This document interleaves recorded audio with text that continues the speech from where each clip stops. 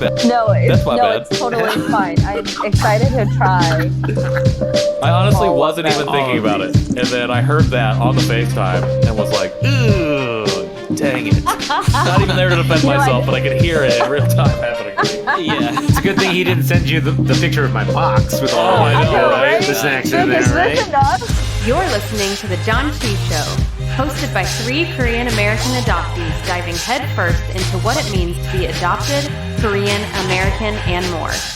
And now, here's your hosts, Nathan, Patrick, and KJ.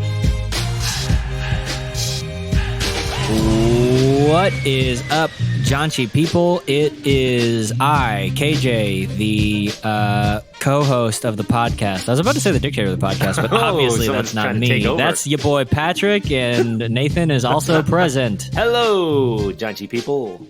I don't say peeps because it is good to be back with you for another recording, another episode of the Janchi Show. We have an interview with Maki Doolittle that is so fantastic. But I just want to take a hot second and say, hey guys, how are you doing, fellow co-hosts? You doing okay? I feel like it's been a minute since we talked. Sure. Yeah, we haven't recorded an episode in a few weeks, I think. So it's good to see you guys' face. I know we've been all busy with all kinds of life things, but everything's good here.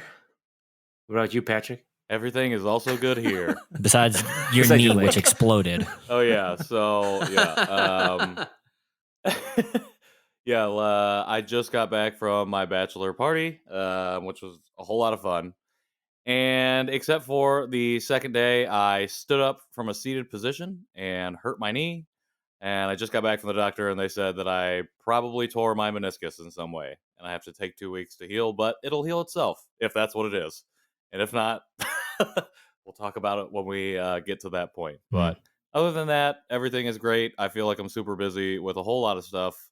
But yeah, how are you doing, KJ? Or your meniscus getting up out of your seat. At least that's the story you're going with, right? I mean, that's the story I'm going to go with. Dude, so one time, so I've torn my ACL twice, and one of my physical therapists, the first time I asked him, like, what was the craziest ACL tear story you've ever heard?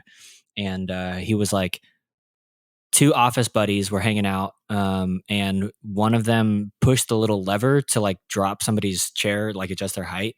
And the way that the person who was sitting in the chair was sitting when he pushed the lever and the chair dropped, it tore his ACL. So crazier things have happened. So it's definitely believable to me that you just stood up and your meniscus was like, nope, not today. So yeah, it's unfortunate. How did you tear your ACL one of the times, if you don't mind sharing? Well, the first time I was as a part of my touring worship team for the summer. We were going to different summer camps and playing worship gigs, and then also like camp counselors or whatever. So we were playing games, and this game was very dumb. It was just tackle each other, but like tag. Yeah, so church camp, am I right? Anyways, so one camper had grabbed onto me, and then another had grabbed onto my leg, and I was trying to like spin out of it, and upon doing that, my knee popped, and I heard it, and it was loud, but then other people were like across the field, like, hey, we heard a large pop, are you okay? And I was like, I mean, I'm surprised you heard that, but yeah, I think so. And then I continued to like, it was like the middle of the camp. And so we were out in like Iowa or I don't know, somewhere just out in the middle of nowhere. And then I finished the camp and I was like playing beach volleyball and stuff. And then I still had like the rest of the tour to go. It was a whole thing. So I didn't even get it fixed until 6 months later. And then 6 months after that, ACL tear? Yeah. And then 6 months after that, I tore it again. So yeah, that was rough. Interesting. This knee that I've hurt before in high school. I was playing football and a person put his helmet on the outside of my knee and tore my MCL, my PCL, and part of my meniscus. And it was fun. Well, it wasn't fun, but it sucked. I was running down the sideline as a punt return, trying to get out of bounds and get smashed. And on the film, you can hear the person filming going, "Why is he running so slow? Why is he running so slow?" And I guess the coaches thought that I had just given up on the play. No, I was severely injured. Yikes. And yeah, so that was my not as terrible as some people. You guys are hardcore. You get injured and you keep on playing and going. I'm like, I get a hangnail, I'm out.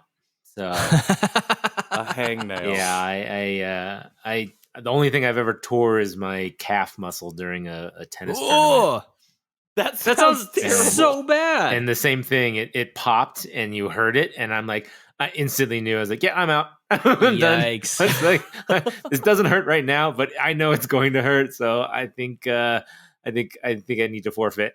So, Wow. Oh my gosh, I can't even imagine. Yeah, that's wild. It does. The only time I've Cool. ever torn a muscle, and yeah, I knew because it was something I'd never felt before or heard before even. So stretching did not help. Well, this has been Gruesome Sports Stories with the Janchi Boys. Apropos of nothing, we're going to transition to our fantastic interview with Maki Doolittle, who has just, a unique story among unique stories. And we're really grateful for her for coming on and sharing her experience as an adoptee. I think it adds a lot of nuance to a really hard conversation, really paints a broader picture for just kind of all of the discussion around adoption. So yeah, can't wait for you guys to hear it. So let's roll that tape. Roll it.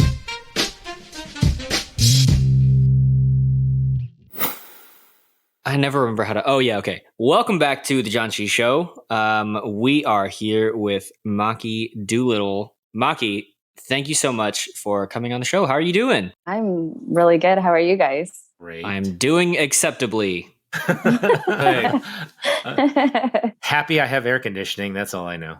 Were you out of air conditioning? No, but I just whenever Oh, I you're go just outside, generally grateful. Yeah, I'm just grateful for the invention of air conditioning. I just want to thank the person who invented air conditioning. Yeah. I'm dying. Yeah, you were out of air conditioning for a while, Patrick. I remember. Yeah, for 1 week. We recorded one for a show week. when that was happening. It's Nice. Well, How hot is it in Denver? it's been right around that 95 to 100 range, which you know, Okay. it's enough to make you sweat. Nice. Yeah. Yeah, and you're out in Portland, you said. Yep. How's the it out Pacific there? Northwest. Pretty cool. It's really nice. It's perfect. It's in the 80s, and then by the evening when you go out, it's like in the nice 70s, like high 70s. So it's perfect. Gotta love What that a coastal dream. life. Hey, Portland's where young people come to retire, right? I like that. Have a few friends who have. That's why I live in Indiana still, not retiring. Nuts. All right. Well, Maki, again, thank you so much for coming on the show. We're going to kick off this interview the way that we kick off all of our interviews, and ask you to tell us your adoption story in as much detail or as little detail as you would like. Ready, go.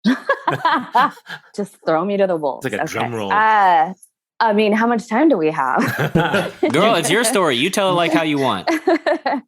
Oh my gosh. Okay. Well, let's see. I was adopted I was pretty old when I was adopted. I was about 4.5. And I was out of an orphanage in Busan. And my transcript reads like pretty much everybody else's for that time frame. A lot of people in the 80s, I feel like, had the same story, which is super like shady. I feel like it's questionable at best. But I was abandoned at a fire station and then taken by the police to the orphanage. And so, but I have memories from when I was really, really little, like in the crib. Like I remember this girl would come and pick me up out of my crib every day. And it was, they talk so much about how important it is that kids from that developmental age, that you be held and hugged and touched. And so she did that for a little bit. And then this little boy, who was younger than me, who was a baby, was brought into the orphanage, and she stopped picking me up and only picked him up. And so I think I have some issues around that. Obviously, we all do.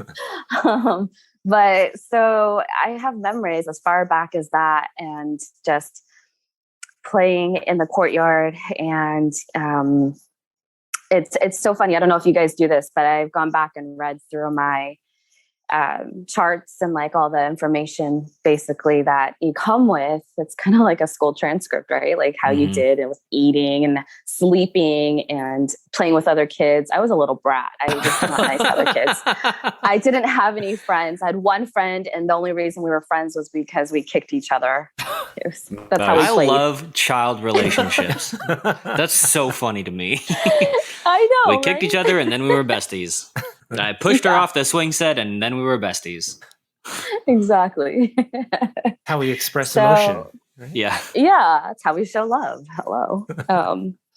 But anyways, yeah. So and then what's really funny is that I have those memories from the orphanage, but then I have zero memories of doing that transatlantic flight from South Korea to, I think I landed in like, gosh, I think like Michigan or something, and that's where my parents had drove to. And so I came with like I flew with like I forgot what they call them, but like a chaperone or something, right? Stork. And she was bringing another little boy. You're the worst. Yes.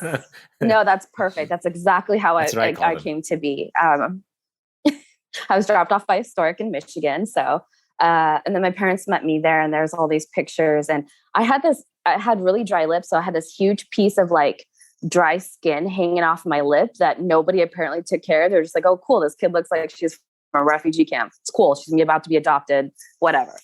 And my parents actually thought that I had like a cleft lip. And so they had seen pictures of me. They're like, oh, she's cute. You know, like, yeah, that's perfect. And they're like, okay, cleft lip. We can deal with this. Like, cool. And then it just turned out to be this piece of skin hanging from my lip. But anyways,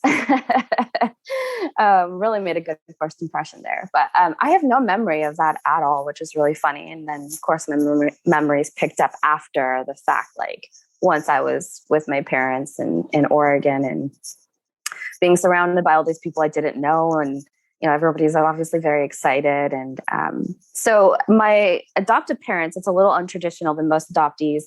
My adoptive mom is actually Japanese, and my adoptive dad is Caucasian. And so when people looked at our family, it made sense. Like there was no like, oh, are you adopted? So it was never a conversation that I had with people, really. Of course, my parents were really open about the whole experience and who I was and trying to maintain that Korean identity. And obviously being Japanese, like I actually am ethnically Korean and Japanese. So being raised in that culture and having that identity was never like, I didn't have to overcome a lot of stuff that I feel like a lot of other adoptees have had to deal with. And so that's a whole nother area that I love hearing stories from other folks, because it's like, you know, having to seek that out, having to grow up in like a white universe, and then to go out and seek out your identity and learn everything from like starting all over. And I kind of had that always growing up, which I'm super grateful for. But at the same time, it was also just like, I didn't talk about it, you know, and I didn't really come to terms with it. And I just let people make assumptions. And so it's only actually been recently that I've been talking about it more. And because of Clubhouse, actually, like through Katie and everybody, has allowed me to feel safe and have that conversation with people and be like, yeah, I'm adopted, and I'm from South Korea, and you know, all this stuff. So yeah, that's really cool. Thank you so much for sharing that part of your story. I think it's always interesting when I have the privilege of meeting other Asian adoptees who were raised by Asian parents. So I'm curious, first off, what generation American is your mom? She is third generation, actually. So that's an interesting story in of itself. My great-grandfather immigrated from Japan, came to the US, worked on the railroads with a whole chain gang of Black men. And he was Japanese, and he was about to get kicked off the chain gang because he couldn't lift the railroad ties above his head. And so the other guys were like, okay, Frank, you just get in between us. We'll lift it. You hang on and just hang there. Like, let your feet dangle. You're cool. We got you. That's amazing. That's I mean, really talking about funny. solidarity, right? Yeah, like, just like, we'll make we're this bored, harder so you on just do your ourselves, thing. but Yeah. we'll to For the laugh. protect you. To protect you. That's Yeah. amazing. They did. They totally protected him and kept his job, kept like that job security for him. That's so that was awesome. very cool. But yeah, so my grandfather moved here, and then he brought his wife over, and they had 5 kids, my grandma being the oldest. And then, of course, my mom and they were all born in Idaho, randomly enough. So yeah, so she's third generation. That's cool. And then you mentioned that you were ethnically Korean and Japanese. Does that mean that you took a DNA test? And then do you know I did. your percentages? Like, are you like pretty like somewhere in the middle, or are you like, no, I'm like mostly Korean and with like a hint of Japanese? Yeah, I'm like a La Croix. I'm like sparkling water with a hint of lemon. Yeah, like they sprinkled some soy sauce onto my mom's tummy, and that's how that works, exactly. right? Yeah, a little seaweed, a little that nori. umami flavor. The furikake, yes. It's like the rice ball with the furikake sprinkled on top. Yeah. It's like, this one needs a little of this flavor. just a tinge more. Yeah. Cool. Okay, so that's interesting. So I'm curious then, like, what was it like growing up? And I guess, was there much talk in your family about Asian American history and or like Korea Japanese relations? Not so much about the Korea-Japanese relations, but my parents are a little older, which is why they adopted. And I grew up like they fought through the 60s for, equality to be seen. My godmother is Martha Cho, who was one of the first Asian American city council women in Seattle. Another auntie of mine is she was one of the lawyers for the Min Yasui case during post World War II, when they were seeking reparations. And my parents are activists, so I grew up like in this entirely like different world. Yeah, Oh my goodness. I mean, I'm going back to the University of Oregon this fall for my third degree in ethnic studies, and my parents' generation, my mom's generation, and all of those Asian American women paved that way for there to be an ethnic studies at University of Oregon specifically. Like they fought for that. And so I almost feel like I owe it to them to be part of that program and, take hold of the reins and go forward with that. That's really cool. So what, having, I guess, like three different perspectives, and not that you necessarily would have been super aware of this growing up, just while you were like trying to figure out a new country and like learn a new language and all those things. But I guess what was the dynamic of those conversations earlier in your life about what it means to be an Asian American woman, and then like how has that changed in the past, I guess, 5 years, and the way that you think about it, or has it changed in the way that you think about it? Because I think one of the things that we explore on our show is, for the three of us, we were transracially adopted to just white people. And so those conversations didn't exist. And I'm curious, I know that you have a pretty unique perspective in that, like, not only is your mom Asian American, but is an activist, right? I assume she's still doing things, Yes. And so I think that those conversations in and of themselves are unique. But while I feel like my two communities, both the Asian adoptees and just Asian Americans, are like scrambling around trying to figure out like, how do we mobilize? How do we do all the, I'm just curious kind of what your history with those conversations were and how that informs what you do. Well, we'll get to this next part in a second, but so yeah, what were those conversations like? And I think especially too, like, what was that? I don't know, like, did you ever get the sense that your dad was like, should I say anything here? Or just be like, yeah, you go, just what was some of those conversations like? Yeah, that's a really great question. And I have to acknowledge all of the Asian American adoptees that were adopted into white families. I mean, you guys are so brave, and you guys have been overcome so much more than I can even imagine. And I just kudos to you guys.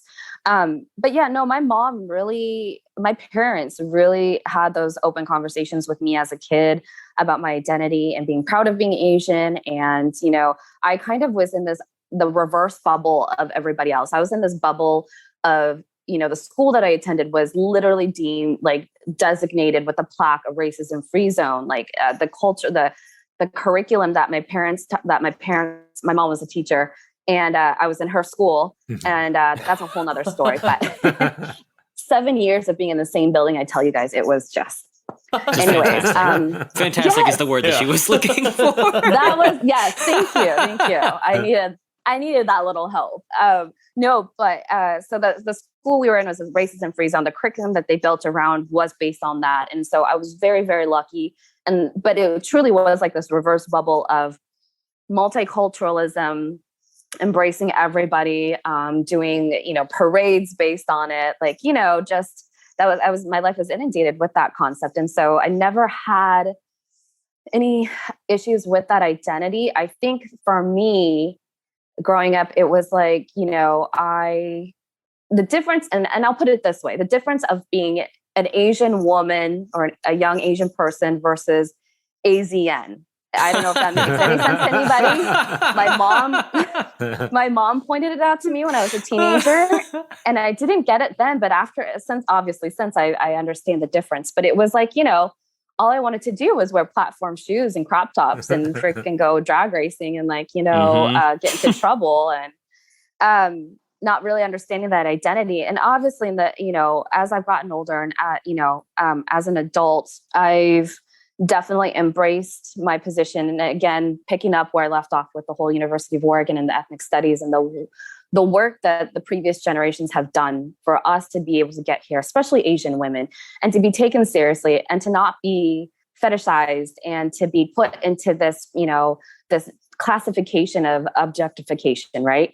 And as a young person, I thought that meant I was cool. I thought that when guys would talk to me in other languages, or they would be like, oh my gosh, I love Asian women. I love Asian food, like blah, blah, blah. I thought that was like a compliment. And I was like, cool, I'm a cool kid. Because I was not a cool kid in high school. You're like, taking what I can get. All right. Yeah, I'll take it. Yeah, it comes with a free drink. Sweet. Okay. So, I didn't have that identity necessarily grounded, even though that's how I was raised as an adult man, just maneuvering through life. It was just fun. And it was just like that whole Lucy Liu, sexy Asian identity was what I was carrying with me. And obviously I've grown out of that, thank goodness. And I think it's our responsibility and my responsibility to go forward and really put in the work to help future generations to achieve whatever is possible. Yeah, definitely. How much of Korean culture were you raised with? I mean, with your parents, your mom being Japanese. My wife is actually half Japanese, half Chinese, but they raised her mostly on a Japanese culture and food and mentality and things like that. So they pushed that side of things. I'm curious if your mom and dad being, activists and just being aware of certain things, if they, leaned a little more toward Korean as well, and not just a general like Asian American, lump all Asians into one category. My mom tried to introduce me to the Korean community when I was first adopted, and the reception that I got was horrifying. It was really, the Korean ladies of our community were really mean, and because I was adopted, and they were like, you should be ashamed, and your birth mother should be ashamed, and I feel sorry for you. And my mom was like, well, if that's how it's going to be, we're just going to go ahead and skip all of that. Yeah. And so I was raised with a predominantly Japanese traditions, like, do the Obonodori festival in July. Cool. And I grew up playing the taiko drums and stuff like that. But I know that one. Yeah. I don't know many Japanese things, but I know that one. Yeah, but I didn't, and I don't necessarily feel like I missed out. I definitely was raised with Korean food because there was a plethora of Korean restaurants, oddly enough, in Eugene, where I grew up in Oregon. And definitely got, kimchi runs in my veins. Like if you cut me open, I would just bleed kimchi. It's a weird, it's chunky and there's lettuce coming out of me. It's not just fluids. It's a whole thing. The doctors are so confused. Yeah. I'm like, what is happening? Why is cabbage falling out of your arm? I was having kimchi tonight, and now I'm second guessing myself. Thank you for still have it. You're welcome. You'll still eat it. Yeah, you'll still have it. That's awesome. Yeah, I was curious. So you mentioned up top that your adopted identity is something that you've recently started talking about. What spurred that initial, this is something I need to talk about. This is an identity that I need to wrestle with. Well, for me, I think I've spent the past year with COVID and everything sort of realigning myself in all aspects, physically, mentally, taking care of my mental health. And obviously a huge part of that for me is my adoptive identity. And so, and then having that platform and that safe space, like I said, of Clubhouse, to be able to reach out to other cats and to be able to speak openly and safely is like, that was great. It was a great opportunity. So just the COVID being what it was just like, no, this is a part of me that I haven't explored. Yeah. But having like the space to do it with Clubhouse, and obviously everybody was on Clubhouse during COVID because there was nothing else to do. So I feel like that definitely opened some doors. I've randomly had like conversations with other folks that I've met in the last few years that were adopted, not necessarily Korean adoptees, but adopted, and being able to have real like heart-to-heart conversations about that whole process. So, but yeah, before it just never was really on my radar. I just was happily going through life, just like whatever as me. And Clubhouse that was adoptee focused that you were like, oh, this is interesting, and like really caught your eye, or was there like whatever they were maybe talking about in that conversation? Because I always think that it's interesting, especially on Clubhouse, how adoptees kind of find the space. Either they found it through somebody else has said, hey, we're all on this app, or they stumble upon a conversation where they see the like, it's not just adopted, but it says adoptees like speaking about something, and they come in and they're just like, yeah, oh, I found this room because it just like showed up in my feed and I had never heard anybody talk about it like that before. And like, here's my story. And then they share. So I was just wondering for you, if you remembered like what that first conversation was that really made you like perk up and go, oh, this seems like something I could get behind or get into. I didn't actually go into any of the CAD rooms. I'd never actually participated in that. I was actually in other Asian American rooms that I, from specific people, talking to them, having that conversation. Matt Delator was one of the people I spoke to initially regarding, and then I followed the groups and stuff. But I think it was that conversation with him that I was like, oh wait, there's this whole other space that I could explore and actually talk to people and be safe. And then having a conversation with Katie, Katie Gagel, but Katie the cat. Katie the cat, as well as Matt. Yeah, yeah. So I had an amazing conversation with her the other night, and I had never talked to her personally. I'd never really interacted with her actually, and I'd had this huge conversation with my mom about. So I recently got invited to join the JACL, the board of JACL here in Oregon in Portland. What does CL stand for? It's the Japanese American Citizens League. So they have been formed ever since post World War II. It's one of the oldest organizations. And I had this very weird conversation with my mom about it because I was excited. I was like, this is amazing. This is a great opportunity. And she was like, she was worried. And I think for her, from her generation, her fear, the way she projects that fear is kind of, it comes across angry. And so I was like, why are you yelling at me? Why are you mad? This is a good thing. But it was just an interesting conversation in which brought up a lot of other like sort of identity feelings like that I needed to work through. And I had a great conversation with Katie about it, just because ethnically I am Korean. I'm predominantly Korean, a little bit of Japanese, but in the sense we're all just, that's who we are. There's no splicing it into numbers and halves and quarters and stuff like that. So, it made me feel, it kind of validated something for me when I found out that little part of me was Japanese, because that meant I belonged, that I meant that I actually was I could really say I'm part of this community. And for my mom, it was a whole nother thing. She was just like, that doesn't mean shit. You are who you are. Like, it doesn't mean anything. We still love you. There doesn't, there's no numbers. And we had this whole argument about it. And so having that conversation with somebody like Katie was really helpful and really, really nice. So that was a really long way of answering your question. Sorry. No, I think that was perfect because, at the end of the day, I think that's been the beautiful thing for me, and what I found in the community is not only finding a group of people to have this conversation with, but really getting down into intimate, like one-on-one conversations with people. Yeah. Because this is like heavy stuff. This is heavy stuff, and it can be a lot to share all of this. Not only in front of, like, on your social media page, but to like literally use your own mouth to say these words out loud, and people's ears are literally hearing that in real time, because a lot of it is processing. Like, you're processing this, and so to have a bunch of people that could judge you in a potentially not great way is a whole lot, and so to be able to do that with one person. And to know that in that one-on-one conversation that this is going to be a safe space for me, and even if they potentially may feel unsafe, it's like, I think it's almost an implicit knowing that you can step away Like, I feel like we as adoptees, especially in those conversations, are almost like unsubconsciously experts at barrier creation.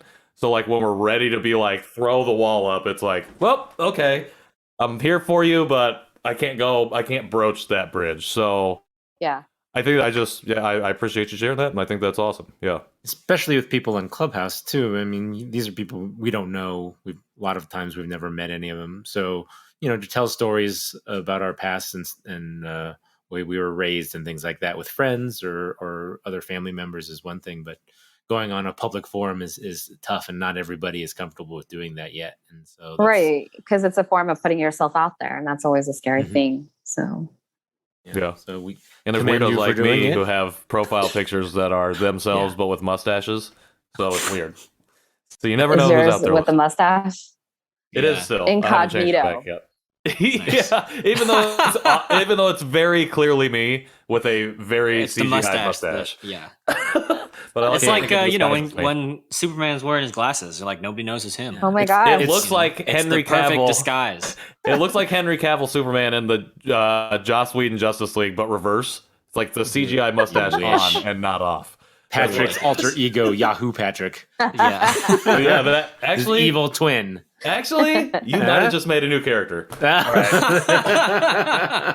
All right. We'll come back to that later. Amazing.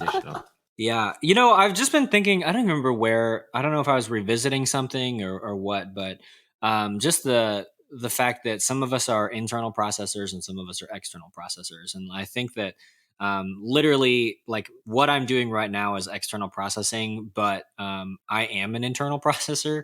And so, I was listening to like my wife's work from home, like how to have a hard conversation at work / good meetings. I don't know, one of those HR trainings, which are like, we were both kind of rolling our eyes at, but all right, shouts out to that HR training. What I think is so interesting is like Clubhouse provides a safe space for adoptees who often just have the feelings and don't have the language to begin to find that language. Because I think what we find is, you try to talk to people who love you, people who have traditionally represented a safe space, like family oftentimes, about what you're feeling, and you don't have the language and you have enough relational history with these people that I think it just creates a maelstrom of unfortunate events, that makes it just a hard conversation to have, and emotions run high and all those things. And then being able to, whether it's through Clubhouse and you're using your voice, or Instagram and you're using your words, but through your fingies, you like, your fingies. Yeah, I got you. Fingies. Yeah. Fingies. I'm gonna start using that type of external I like that word. processing helps. It's a Tom Haverford / Parks and Rec shout out. Fingies. Yeah. Oh no, my fingies. I think that type of external processing is important, but like for me as an internal processor, I've really stepped away from those things because like I want to like step back and then think about them and then come back to the group and be like, hey group, this is what I found on my mental sojourning through my identity worlds, so yeah, I just think that defining those spaces and knowing how you are, knowing who you are as a person and what you need is important. So I just think that we talk a lot about these things, whether it's Clubhouse or Instagram or, whatever community, even if it's, the Janchi Show Facebook group, that there are communities. But if you are not an external processor, that there's also no pressure for you to go and try to be one of those people. That I think wrestling with identity is hard and that can dredge up a lot of feelings. So I'm going to take a small pivot here. And go to something that you filled out in your form. So one of the things that we ask people who come on the show is there a particular moment or memory related to your story that you want to talk about on the show? And I know that you have written like this is my thing. So and I don't want to get into it because I don't even really know what the proper entry into this is. So again, it's your story. I'm going to let you tell it. So Maki, hit us with it. Yeah, this is a big one for me. There's not a lot of people. There's not anybody that I've actually run into within these circles that have had this experience that I know of. But I was 18 years old. I was trying to find myself. I don't know. I mean, as we all are at 18. Running around, trying to do all the things at once because FOMO. And so, I was very lost as a young person at that time. And I was partying a lot. And I got pregnant. I was 18. Not ideal. And it was kind of a crazy thing because when I found out initially, I didn't have the classic reaction. I wasn't upset. I wasn't scared. I wasn't worried. It was more just like, it was kind of like I was in awe. Like, that sounds weird, but when you know your own body so well, and then all of a sudden you're like, oh my gosh, I have this like life inside of me. That's kind of cool. But then reality obviously hit very quickly. And so having that conversation with my parents, they didn't freak out, but they were just like, okay, well, we'll just take this a step at a time.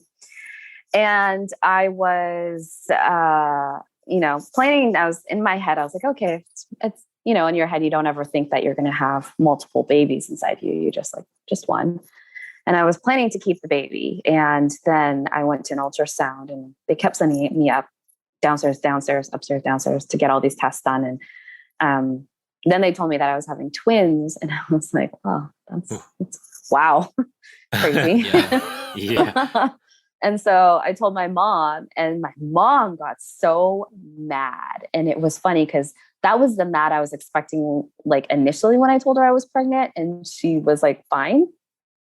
Then I told her it was twins, and she just flipped out and was just like, now you're not just doing this to one baby, it's two babies. And I'm like, can we go back to how cool that there's two of them in me? Like, Still in awe of the miracle of life in your body. And you're like, wait, mom, hold on. I got to just revel in myself. I'm feeling myself right now. Yeah. Let's just revel together. Let's revel together. And so, but she was really upset, obviously, she was scared. Again, that whole fear thing comes through for her as anger. And so presents as anger. And so is there an, immediate decision to like take charge and say, okay, we're going to explore open adoption. I didn't really understand what that meant at that time. And we met with counselors, and I looked through tons of books with families, pictures of couples that wanted to be parents and their whole bios. And it was basically this flip book of like potential parents in the state of Oregon. And it didn't explain where they were or anything, just to help them with anonymity. But first of all, it's a weird feeling to go through like this like book of people that are trying to become parents and like pick your favorites and like who you want to be the parents of your kids. Like, yeah, you're like, oh, Steve and Rhonda seem nice. Yeah. Exactly. It's such a weird like, oh, you get to be parents today, not you. No, definitely not you. Mm-hmm. So you feeling that Oprah power. Yeah, exactly. You get a baby. You get a baby. Everybody look into your seats. Oh, man. Everyone's taking up a baby today. Surprise. But yeah, so it was kind of crazy in that aspect. And what I wanted to have for the kids was to make sure that they had that same Asian identity that I did. And so I found a couple. There was a Japanese dad and a white mom. I was like, okay, that's perfect, and they happened to live in Eugene where I lived. But on top of that, they lived not shitting you guys. They lived 3 blocks down the street from me where I was living at that time. It was just, the coincidence was crazy. I thought you were about to say that it was actually your parents and they just decided to adopt your babies. They forgot to take the profile. You're like, wait a minute, I'm siblings with my children. It's a whole Oedipus complex. Oh my god! Spoiler alert! Like Steve and Rhonda? What? No. We're Steve and Rhonda. Yeah. Where'd you get that Mission Impossible mask? Oh my gosh, that would be insane. That would be wild. Definitely. That would telenovela level. Yes, that would be a story. Yeah. You would be on Maury right now and not this show, I think, if that were the case. Your kids would be your new siblings. Yeah. Wild. Yeah. That's a trip. That's a lot to process. That's some psychology. That's like some therapy, years of therapy for sure. Deep Oedipus. But no, unfortunately, they did not adopt my kids. This other couple did, and they, it was everything that I thought that it was supposed to be, and it was just a whole crazy experience. And so it's just the identity of being an adoptee, and then that honestly, if I can say it, that low key guilt of doing an adoption, even though it was the best thing for the situation, for me, for them, for everybody, it was an ideal situation. You can't help but still feel that guilt. Like now I put these two people into a situation that I had been in, and it wasn't a good feeling, and it makes me super emotional because it's like, like I did something wrong and I didn't, but it's definitely still that. And I would love to talk to somebody else that has had that experience, because there's not a lot of people that have had their experience. And I think there's already, I don't know if any of you have kids, but I feel like there's already that sort of like, when you have your own kids as an adoptee, it changes things for you. There's a shift. There's either like a healing that happens, or like there's something that happens when you have your own kid as an adoptee, right? And then for me to just turn that into part 2 of my adoption story, right? Of adopting them out. But yeah, I think that if there was anybody out there that has had that situation, I would love to talk to them. I'd love to be supportive. I'd love to be there for them as well, because I know exactly what that feels like. So, but it's kind of, it's a unique twist in the adoption story that a lot of people have. And I felt like it was just something I wanted to connect and share with people. So. Yeah, we appreciate sharing the story. I have not heard of any other adoptees adopting out their kids. We did have a guest, Jennifer, who is an adoptee, adopted her kids from Korea. I know some other. So I know and there's a couple other families that I've met recently that have also, as adoptees, adopted kids from Korea. And so in a way, it's like, that's very cool. It's an opposite kind of flip to your story, but it's still, I feel, in a similar realm, or it's closer than mine. I'm the only one out of 3 of us who have kids. I have 3 kids. And one of the things for me was a big thing about having my own kids in the beginning. And we actually had to go through IVF to have our first child. And wow! The second and third came surprisingly, but it was. And then took the first IVF to kickstart everything. Just wouldn't stop coming. And now we have 3. But yeah, so but yeah, we did look into adoption too. Okay. Yeah, the funny part of all of this too is that later on, in my early 20s, I got reached out back on MySpace. I'm dating myself, but back on MySpace, I got approached by an egg donation company out of LA, and they did like a whole, I submitted my pictures and everything and did like all the tests and stuff. And I was on their website for like a year. And then exactly at a year, they called me and had said there was a couple in Portland, and I was living in Utah at this time. So I'm from Eugene, Oregon, moved to Utah, and they called me and said there was a couple out of Portland that was looking for a donor, and they picked me because the wife was Asian and the husband was white. And so I flew to Portland and donated my eggs, and they had twins. So what you guys all do out there in your early 20s about propagating the earth and like really getting yourselves out there, that's what I did. Wow. I've got 2 sets of twins out there. So you are a twin factory. It is wild.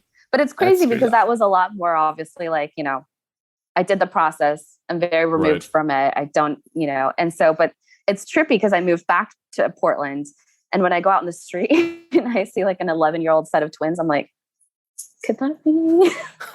Could that be me? Interesting. And they're shocked. Are those mine? Did I like low-key call dibs on them? Are you my kids? You kind of look like. Well, hey, I know you don't know me, but are you my kids? And if they're still doing the whole DNA kit thing, test. Like, yes, they do the whole DNA kit thing, and they realize that I'm their mom. That's gonna be an interesting day as well. So yeah.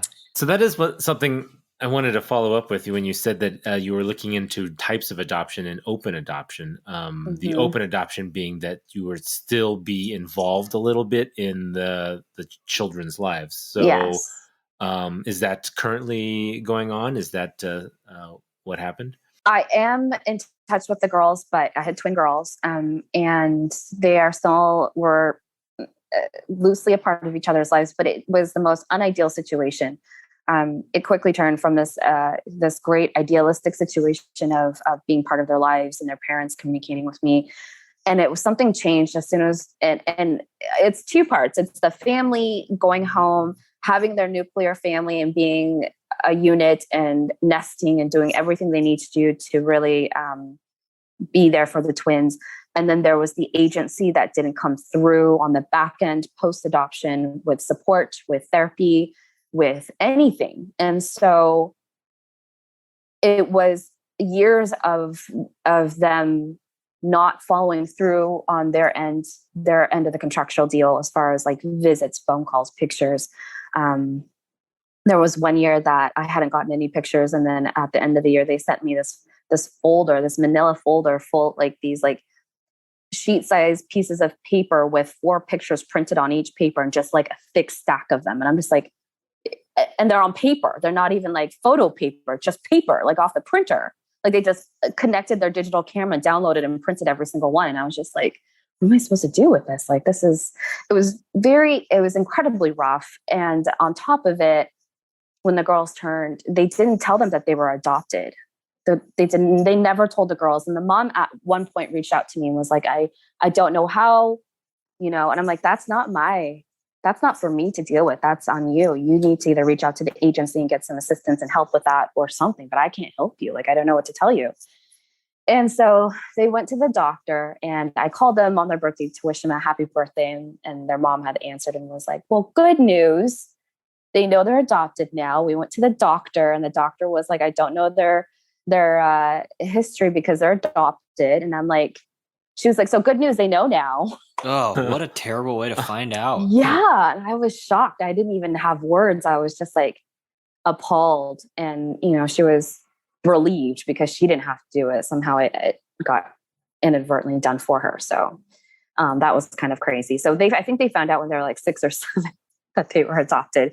And their mom was like, yeah, that pretty lady that comes to visit you? Yeah, she's your birth mother. So that was an interesting experience in of itself. But it was very unideal. The whole situation was extremely frustrating. It's something that I've talked to the counselors at the agency post-adoption, and they've been just like completely appalled because like every story they've had has been successful. And then this is the one, of course, that was like the anomaly that was like, we don't know what happened. So, but we are in each other's lives. They're 19.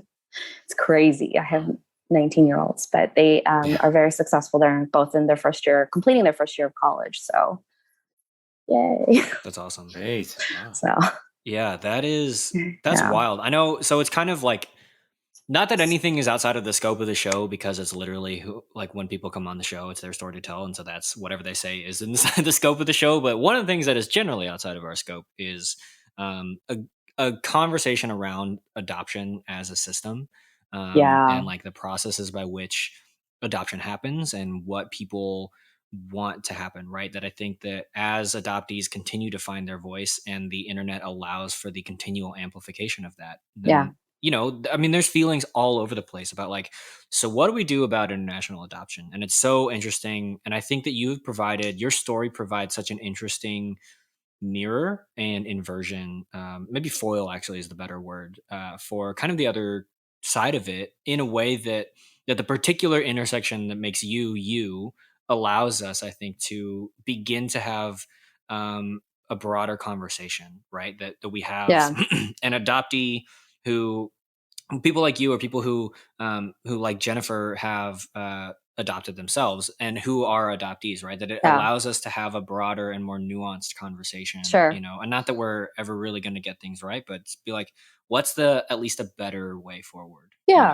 I think that's really interesting, and I'm so grateful that you were willing to come onto the show and just share that part of you. That is a hard thing, and it is kind of a rare thing. You're not the only one that I know who's had a situation like that, but it's not a common situation, and definitely not. That it can feel really lonely on top of a number of other intersectional identities and experiences that can also feel, you're like, it can't just be me, but it feels like it's just me. So I'm curious then, how does that really change how you interact with the kind of other greater Asian adopted community and how you enter into those spaces? Does that like, I don't know, does that like, I mean, it has to play some, but is it like, is that one of their like barrier things? Or are you like, no, I'm okay. Like, this is the reality of who I am and I've made my peace with it. I'm ready to have these conversations. Or you're like, oh, I'm not ready to like get into that yet. No, I've never been able to get into that until recently. I think that there's a level of embarrassment and guilt, like I said. It's hard. It's like, will people look at me as a bad person because I did that? Because we all know what it feels like to be adopted. And there's so much baggage with that. There's so much that comes with it, that how could you do that to somebody else in a way? And so I've never talked about it with anybody actually really like this. So this is, and I feel like it's necessary, because what if, I know there's people out there that have done it. I know there's adoptees out there that have had that experience. And if, to hear your story and somebody else is validating and it's healing, and I think it's necessary. So to the whole process of everybody's experience is important. And I think this is just another facet of it. And I like the concept that you're broadening that perspective, because that allows for a bigger conversation and for more conversations with folks. So I mean, I don't know that 3 men are going to have any hot takes that are worth listening to about giving birth, but no birth takes here. Well, Nathan's been there, but I mean, I'm on the other side of it, watching my wife go through it three times, and all I can say is that I can't imagine, how hard it is, number one, to do what you did as well. And, I still commend you for doing it, because it's what, at the time was best. And, it was best in the minds of all of our, biological parents at the time that it happened to us. And so, they all made their choices, and we all will see what happens in the future. So, can't, I know there's all kinds of feelings that I'm sure are even hard for you to express to 3 men as well. But yeah, it's I'm hoping that from what you just said too, that the story can get out, and that if anyone else hears it who has had similar situations, that maybe they can reach out and connect with you, or maybe they're going through the same thing and they're pregnant, thinking about the same thing as well. I mean, there could be all kinds of situations out there. So absolutely. But yeah, appreciate it.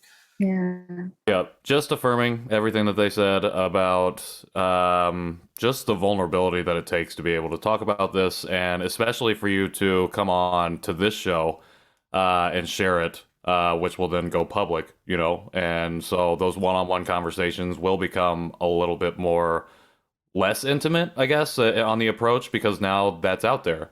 So I commend you for that bravery. I also do think, as you said, I like that you come out of the gate saying that this is necessary, because something I think that's really interesting on the show is when we have a guest on who's maybe not shared their story before, they'll say, I don't really know what I have to offer to the conversation, or I don't really know what part of my story is important. Why is somebody going to listen to me talk about it? Right. And I like that you say that you just kind of know instinctively that this is a unique situation that you've been in, even particularly for an adoptee, and that it's very uncommon, and people need to hear it, because we don't hear stories like that, regardless of where we fall on the spectrum of what we think about adoption or where our views are of it. At the end of the day, we can never make progress for ourselves as adoptees unless we understand that full spectrum, that broader scope of what those different experiences are, and the nuance between all of our different experiences, because we all experience it differently, whether or not we fall within the same trending lines as a broader story. So yeah, I hope that anybody listening to this understands that we have to be able to understand all of these different stories, and that we have to be willing to sit and listen and hear each other out, and then go from there. We don't all have to agree on anything. Absolutely. We don't have to agree on anything at all. But the whole purpose of this whole practice of life is to learn how to be able to listen to each other and to empathize and if not be able to understand, be willing to try. So thank you. Yeah, of course. Thanks for giving me this opportunity and this platform. I thought that was very cool. Yeah, this show was born out of a need to discuss the gray areas of identity, those intersections. And so you coming on here and telling your story enhances the playing field. It gives us more gray area to wrestle with.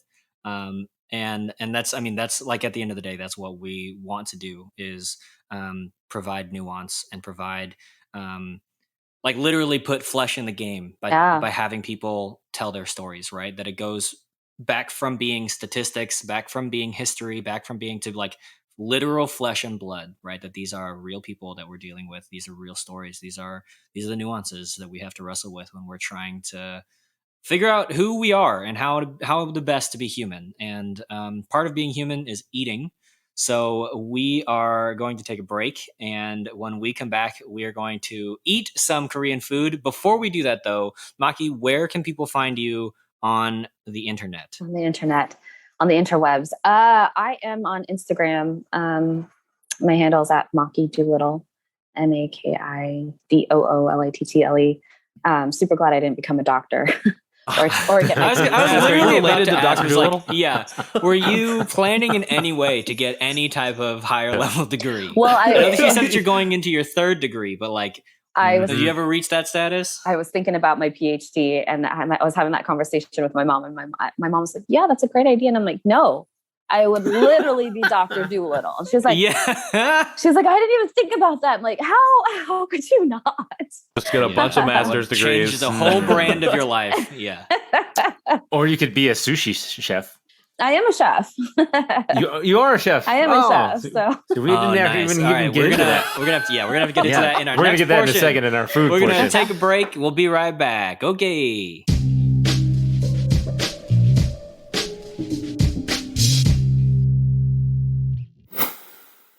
Welcome back. We are back. Thank you so much, Maki, for that incredible interview. Sorry, Chef Doolittle, for that incredible interview. Yeah, so we didn't get into it, so we're getting into it right now. You're a chef? Yeah. I thought you were going to blow right past what does that? I thought it would just be like, what does that mean? Yeah, what in do your life? I don't know what chefing. What is means. your specialty? Yeah. So many questions. I don't really have a specialty. I like to cook it all, but I definitely like to do like Asian fusion food, but not in the sense like where you go to, those restaurants that really try to cater to the American tongue and just try to Americanize. So not like Panda Express. Yeah, no. Chang's for you. Not trying to Americanize the Asian food, but trying to get creative with it and create different ways to deliver it. Right. So there's a restaurant here in Portland called Toki, and there's a nice fine dining Korean restaurant called Han Oak, and the executive chef of that went and opened Toki, and it's like just like one of the dishes is like it's a bao bun, and inside of it is literally like a double cheeseburger. It's like one of the best things. Whoa! I know. What in the wet? And where is this? Wow. It legit. That's like the savory version of like mochi ice cream. Right? Yeah. That's amazing. And it's phenomenal. He does a Korean fried chicken sando, and it's like the best thing I've ever eaten in my life. Like, it is so fucking perfect. Like, it's amazing. That's amazing. Toki means bunny. Yeah. There's a Do they song have bunny rabbits everywhere there or something? No, there's no bunny rabbits. But that was the one song that I remembered when I came over from Korea that I sing all the time was San Toki Toki. Toki, yeah. Yeah, that's all So, yeah. Oh, I don't even remember that. All I know is San Toki. That's it. That's all I remember. That's all I remember from the time that I learned it in like middle school. And I was like, I'm learning children's songs. I thought Asianness was cool. This is childish. So, but yet here you are still remembering it. Exactly. Yep. Memory from 16 years old. That's pretty good. What? Were you 16 years old in middle school, Nathan? Wow. I don't remember. He says he's a slow reader. So. I was in 10th grade. I was driving, remember? Oh, I don't know. That's not middle school. That's high school. That's high school. No, well, Actually, it might have been different. It was for you. middle. We had high school as 11, So 12. our school was 9, 10 was junior high, I guess is what they called it. And then high school was No, I mean 10, proper middle 11, school. 12. Yeah, Six, Middle seven, school, eight. yeah, I'm 6, like, 8. Do you? 6, 7, 9. I also 6, said 8. sixth grade. So I was like, were you 16 in sixth grade? No. I was like, do you think Did I say college is driving, high though? school? No. I may have been driving. No. That's really funny. I drove But- myself to sixth grade. I gotta That'd try be that cheeseburger and a bow. Oh I my know, I'm gosh. still thinking That about got me this. real hungry real fast. The food right, well- is phenomenal. That's incredible. Well, we so hope probably this less was- good. Yeah, Yeah, but- I don't even want to do this Still anymore. interesting. Patrick, what are we eating today? Today we are eating pushu from Otogi. Oh, togi. Otogi, We've had bulgogi this flavor before. Okay, I was gonna say, Yeah. have we tried well, this before? I don't No. remember. We've had this I snack don't think we had before. this I flavor. don't think we had this flavor. I Yeah. don't remember. But So we've we had had the bulgogi flavor. Pushu though. Yeah, Maki, what flavor do you have? So they did not have bulgogi, but I got spicy rice cake and barbecue flavor. Just to be safe, I got both. Ooh. So those sound great. I want to Interesting. say we had the barbecue flavor. You did? Okay. Yeah, Maybe. but Yeah, I don't remember. I do not remember, but I do remember. Essentially, you open the package. There's a little like a ramen. There's a spice packet inside, and then you open the spice packet inside, and then you shake it up to mix it around. Oh wow. And Shake and so bake. yeah, there's so essentially Yeah, minus it's the essentially bake. a It's shake and exclusively bake shake. style. I don't know if I said this last So time, but this is Be like careful when you open it because if you open it too crazy, then you might. Last time, Not be able to Patrick shake it. literally punched a hole through his Yeah, I bag. do remember that. He just went full I on don't Hulk remember. with it, I and, like, remember dropped this it. snack, but I don't remember eating it. I feel like you dropped it onto the ground and just smashed it a bunch of times. It does say don't boil it, smash it on the front. Yeah. So we had this with Juliet Blake from Hello Yeah. Korea Box. So yeah, see the little. It looks exactly like a ramen Yeah. seasoning Oops. packet. I feel. I'm gonna be very careful here. I feel like because this is like if I wanted like flaming hot Cheetos, but this is making me do the work of putting the flaming It's hot a- on the Cheeto. Yeah. I'm like, and then you break it up a little bit, and then you shake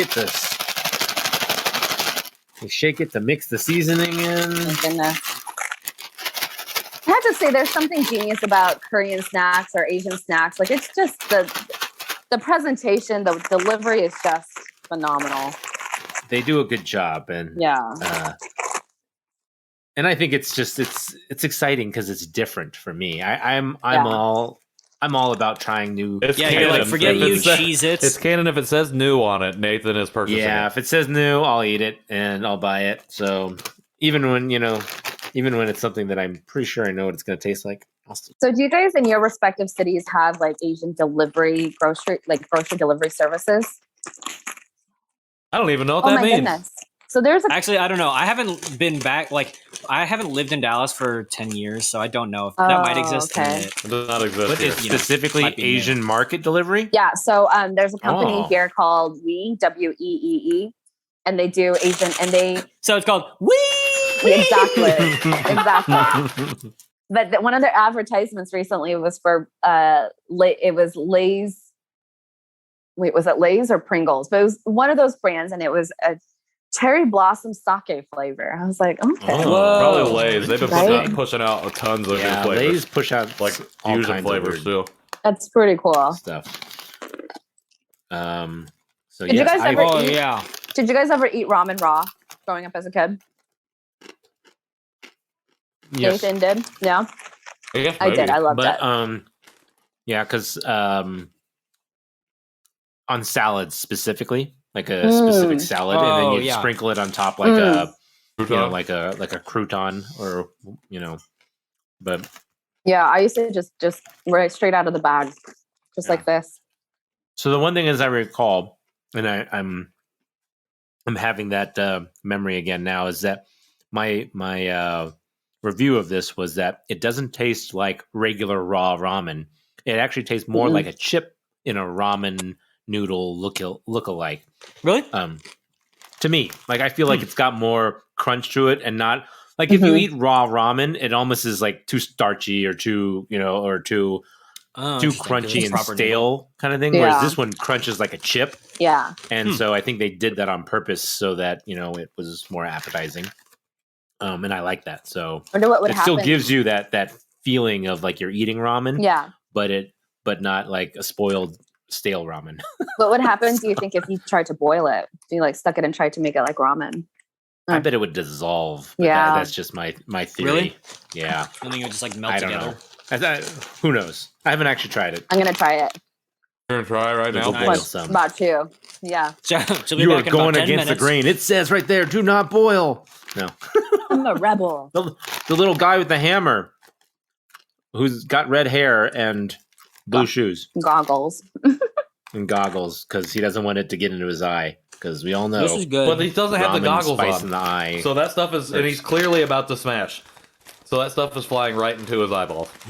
Yeah. Danger. Okay. That's like when you would wear a mask, but wear it around like your chin. Very exciting, Yeah. very dangerous. It's Under like your it is nose. supposed to. It's like around your chin, like a chin strap. Oh, it's a good There look. were so many people that would did that. I'm like, why? Why would you? I mean, I get that you're technically wearing a mask, but at that point, just like put it around your arm. Take it off. So I have to say it smells more like bulgogi than tastes like Then it bulgogi. tastes like bulgogi. Yeah, this just tastes Yeah. like No, ramen to me. I'm not getting real strong flavor. No flavor. Mine's pretty mild. This is pretty flavorful. The barbecue. Mm-hmm. But I'm I feel like barbecue flavor always packs a punch, though, Mm-hmm. which actually might be why I don't like It's it. predominant. I agree. Wait, Yeah. you live in Texas and you don't like barbecue? I don't like barbecue flavor. Oh. Barbecue Flavored itself chips. is baller. Agreed. Barbecue flavored things, I don't care as much. Okay, I'm glad we cleared that up. Yeah, I'm on the same boat as that. So Nice. I'm I just like the like, smell if you of can it, put it though. in my mouth, I'll eat it. Mm-hmm. Wow. Okay, Patrick. I might not like it, but I'll eat it still. yeah. Well, actually, here's the question: It's Has like you've Patrick heard the already cat finished? thing. If it fits, it sits. Like if it fits in Patrick's mouth, he eats it. Did he already finish it? Oh, 'Cause that's the other this thing. is too much to finish. There's so quickly. much. Oh. There's so much. Yeah, I know. Mm, Patrick I will is say, though, the one bite test where he'll try to Yeah. just down the entire thing. So the packaging on this is accurate to its size. It's one serving size is one package, and it's 420 calories. Most ramen packets, it's 2 servings per packet. So I Yeah. appreciate that this one is a little more straightforward in its nutrition facts. Oh, 420 more honest. calories. Yeah, it's got more 420. calories than I Yeah. expected, and less sodium than I expected. That's still. Oh, Oh Nathan my hates it. god. It's still a lot, but I actually Yeah. for some bags of chips, they're even higher than that. Oh so. god. Yeah. Oh, I'm gonna compare this real quick. I'll be right back. Keep talking. Nathan's got to have Does his it have, sodium count MSG in it? 200% levels. It does not have MSG. It does not have MSG, which is No, that's surprising. good. Yeah, that's Gr- surprising. It does have green tea extract though. So that's important. We've noticed that in a lot of things, actually. That Like green we tea? didn't Really? think would have it. Yeah. Hmm. There's a lot of green flavorings and stuff, too. Oh, that's significantly less sodium. What? Than what you're looking at? Yeah, so I still have Oh, this gosh. volcano chicken noodle ramen that you sent us. Yeah. Man, that stuff is And, good. I wish I had more. This one is like almost 1,300 milligrams of sodium, Yeah. whereas the Pushu Pushu is 880. Jesus. My Yeah. god. Maki, you don't know this yet, but Nathan likes it salty. Do you want ramen? Well, here's a ball of salt. It's the same. I salt my salt lick. No, I'm kidding, I don't. Yeah, he's just a like, you know what salt the lick salt by licks? his Some bed. sea salt. He just, all right, good night, Allison. Just a little lick of salt. Then, I won't lie. It's I real walked sloppy, past though. the salt lick one time in Oklahoma, and I almost wanted to lick it. okay. God. Would not do the show with you. Actually, would do the show with you, but a different show all about salt. Because that's where that story belongs. Yeah. Is if you Have would have you- licked it. Have you did seen not. Salt, Fat, Acid, Heat? Mm-hmm. Mhm. Mhm. Yeah. Wait, They what? I mean, have- their first episode, isn't that Mhm. They go barbecue? They go to Japan. Oh, no, For the that's salt right. episode. Yeah. It's The so salt- good. It's amazing. It's actually really quite fascinating. Wait, I'm what eating is these it? That now. was actually what I've got- moved on. Oh. I got bored. Oh, snap. Yeah, that other stuff was too much. You need a little something savory and something sweet. Actually, that's a good idea. Maybe we should do that too. Maybe we should do 2 snacks on this. I mean, we can do that. Where's the other double up. snack? What's the other snack? It's the jelly. She got the jelly thing. I didn't- Sarah's. I'm gonna have Yogurt to jelly? for her. I couldn't Yeah, find that nice. anywhere. All right, I'm gonna go grab it again. I want to see what I'm it all looks for a like, double though. up. It looks like they're just Okay. little balls. It's not actual jelly. Okay. So I went to H Mart and I got this awesome, like, the drinks in the pouches. I know. And I saw like on the your jelly drinks that you Instagram can normally. story. Those are so good. Nice. I was like, oh, it's done because it's just a little pouch. I'm like, oh, it's done. That So looks this is good. gummy peach flavor. Hold on, time out. This is good. Bro, let's Yeah. rate. Let's really quickly rate rate. the Pushu Oh, Pushu yeah, right, before okay. we move on to the next snack. Since we have had Pushu Pushu before, we should, Revisit. I could, if should you could go back to it. You could hold a gun to mine, and I could not tell you what I rated it last time. I was just sitting here trying to think of it the entire time. Could not tell you. Did you just hold a gun up to I'm me? gonna say it was pretty high. I'm just jumping in because I think it's good.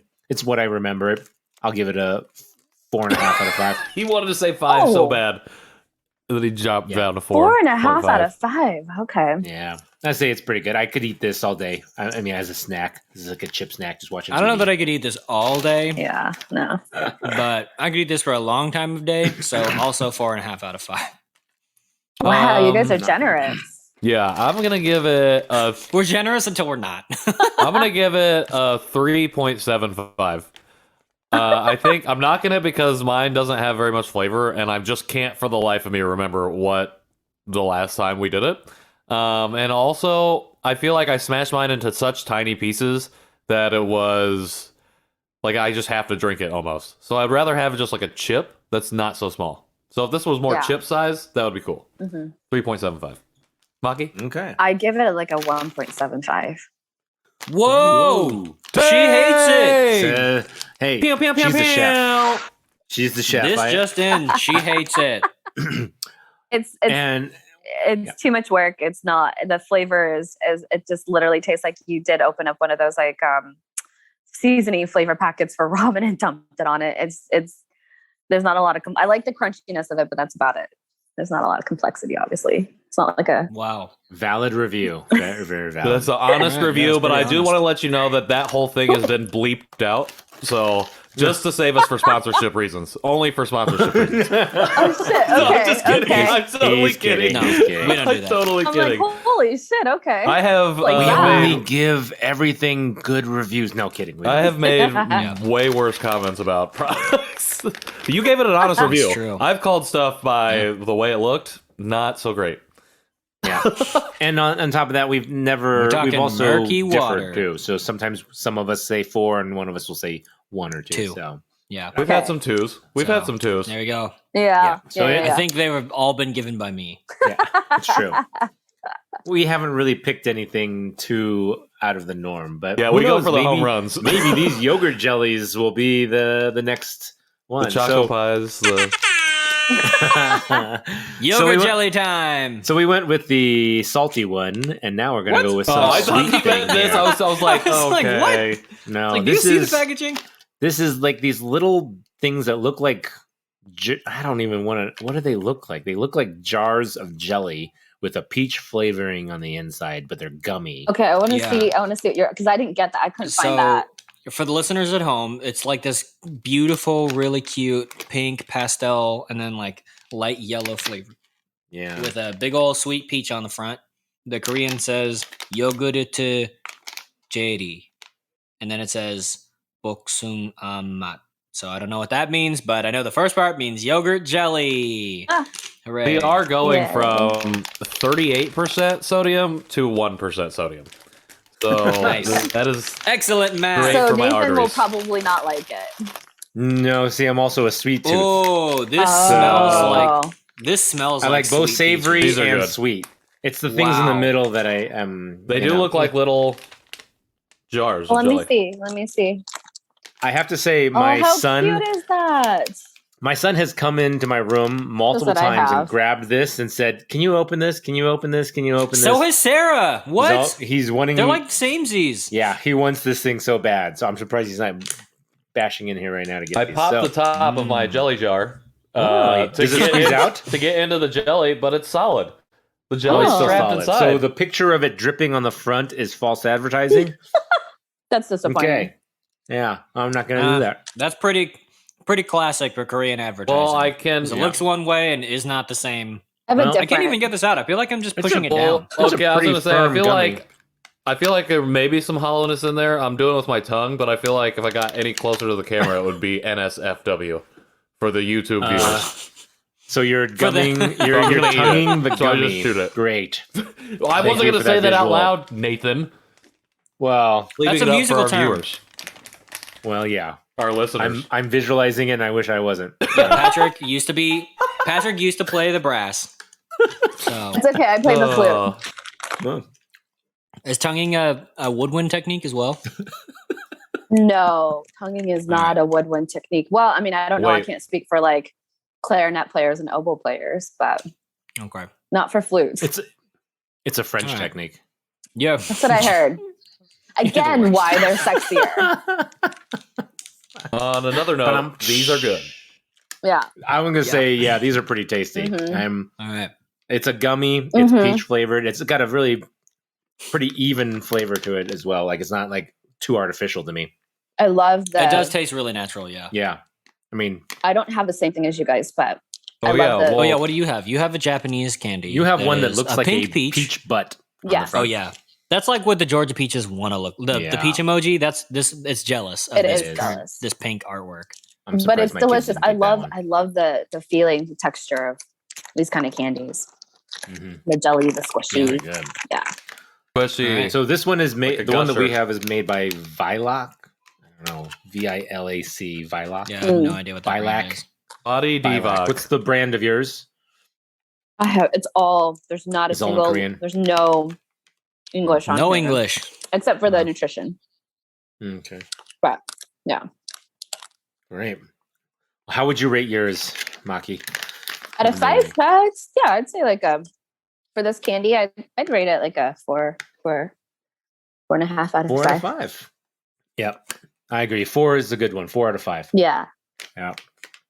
I'm going I for don't it. know, they're growing on me. I better save some for my son, otherwise he's gonna be really mad. Nice. I'm gonna say 2 3/4. Really? Hot takes. I don't this know. episode.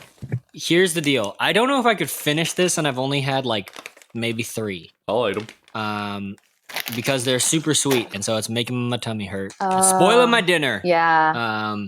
Yeah. I mean, so for listeners to the show, they know I'm not a huge sweets person. I'm After sure 6. Sarah will love them. I also don't like. I like gummies, but I don't love gummies. And so this is just like not really. It's like a really high quality gummy, but gummies are still just not where I want to be. I what I love wanna be gummies. ingesting at Gummies the is not moment, where you so- want to be. Yeah. Yeah. So I get it. that's not what I want to be ingesting. Like I'd rather have a 3rd bag of pushu pushu. Wow. I'll trade you. Interesting. Like Yeah, I finish know. the yogurt jelly. I'll trade you my So pushu that's where I'm pushu at. for your All right, man. Yeah, just come on body by. diva yogurt jelly. However, the other false advertising is it doesn't taste a thing like yogurt, so I don't know why it's called That's yogurt. what is Worthy. weird. The yogurt is a little like another. It does Side have step. yogurt Oh powder yeah. in it, but that's about it. See, it's So I almost don't like you think can it's see yogurt. there's a It's color not in there. yogurty, That's what the yogurt's supposed to be, but I think that's an illusion. Yeah. but it's still pretty tasty. I love anything jelly candy. All right. Bouncing here Well, and there, everywhere. that has been Pushu Pushu and Yogurt Jelly with Maki Doolittle. One more time, Maki, where can people find you on the internet so that they can tell you how great you were on this episode and also say, I want to be friends. And also, I can't believe you're getting a 3rd degree and whatever. They can find me on Instagram at Maki Doolittle, MakiDoolittle. That's probably the best place to find me. I'm on Facebook, but that's really more for my family. But Instagram What is where about it's like at. your MySpace though? Yeah, that's the Yeah, same where's your handle. MySpace? MySpace Nice. Or your is- Friendster? Yeah, I never Yeah. had Friendster, but I definitely had. See, that's super dating interest. myself. What about your Apple Music? What about your Apple Music account? Yeah, no, How do we follow seriously, you that's, there? that's a thing. Maki Doolittle, the same thing. I love when people follow me, and I love following other people so I can see all their playlists because I'm all about the playlist. I mean, I don't know if that's like a '90s thing, but No, I'm I all get it. about the playlist. Wait, I was also mean, from the 90s, so yes, maybe it is a playlist thing. That's definitely Yeah. like playlists and mixtapes are a lost art. I will definitely say. Yeah. And I you know love making what? playlists. In the scheme of like love languages, like if somebody sends me a playlist that they put together for me, yeah, that's so sweet. Okay, so is that Yeah. above or below food for you? Definitely you also below. said food was a love Below. language. Definitely below Okay. food. Yeah. Food No is number hesitation. one. No. So food is number 1, and then playlists are like number 5. Yeah. So Playlists are like Perfect. somewhere later. Somewhere ever. they're there. Like they technically exist, and they're like above some other ones, but it's like 5. So It's just Yeah. like a No, you're probably actually, you're probably on spot on with that. Yeah. it's because we're besties now. Yeah. We kicked each other, and now we're besties. That's what it is. Right? That's what we do on the show. We become best friends with our guests. love Yep. By in the, the end course of of an the episode. by the end of the episode. That's the Janchi promise. Just kidding. We would never. I love promise that. it. Well, we already did. So we promise to All be right. your friend. Well, yeah, here's the deal. If you want to see if you can become best friends with the Janchi Boys in the course of an episode, you can reach out to us at Janchi Show at Janchi Show at justlikemedia.com. That's the email. Otherwise, it's at Janchi Show everywhere else. I haven't done this in a minute. I apologize. I'm a little rusty. You can hang out with us on our Facebook group, the Janchi Show After Party. You can support the show at janchishow.com/support. And you can find me at KJ Relke, wherever I want to be found. I know that this is coming out like much later than we're recording, but as of tomorrow, I'm supposed to have some new music come out. So you can find me on Spotify as well. Still KJ Relke. What? All right, move on. That's awesome. Dude, that's cool. You can find me on Instagram at NoWalkPhoto. And you can find me on Twitter as of today, which is probably 4 weeks from today, Whoa! at Parmesan Twitter. Strong. Parmesan. That is my Twitter handle. Tell me Parmesan that's Strong. legitimate. Look it Tell me up. that's legit. I'm not That's going to tell you if I'm it's looking it legit up or not. right now. You have to find out for yourself. I'm fact checking. You have to find out for yourself. Okay, let's close it up. Parmesan Strong. Parmesan. Just kidding, but seriously though, that and you know where you can find me at on Instagram already because I've said it too many times. But yeah, It's not real. Maki, thank you so much for coming on the show, for I eating did. with I did us, sign up on my computer. It is real. for buying all the snacks that that Patrick. Yeah, I'm Told gonna you- have to definitely told you come to back buy. for another one because I need to review all Yes. of these other snacks. So I'll put them in a All bag. right. We'll save them. We'll come back. Well, that sounds Nice. Thanks for having me on the Okay. show. Thanks, guys. good. Yeah, no, thank Yeah, you. thank you for joining us. Sorry, I was trying to download Twitter onto my phone, so Real quick. It got was taking sidetracked. too long. It was taking too long. And on that note, We will see you next week. Until then, Janchi Heyo. Goodbye.